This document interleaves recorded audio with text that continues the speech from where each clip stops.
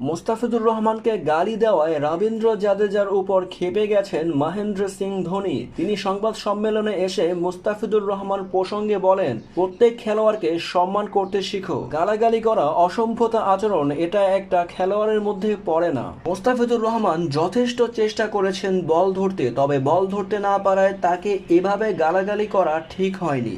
একটা খেলোয়াড়ের সবচেয়ে উত্তম গুণ তার ব্যবহার, তাই জাদেজাকে এভাবে হুমকি দিলেন মহেন্দ্র সিং ধোনি।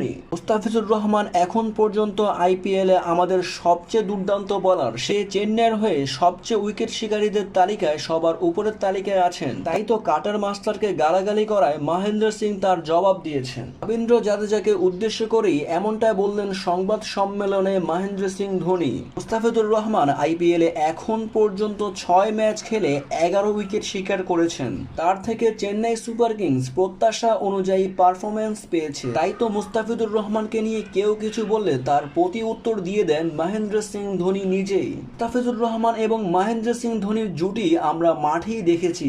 তবে পরবর্তী ম্যাচে মুস্তাফিজুর রহমান কয় উইকেট শিকার করবেন তা আপনারাই বলুন। আরও জানতে এই চ্যানেলটিকে এখনই সাবস্ক্রাইব করুন।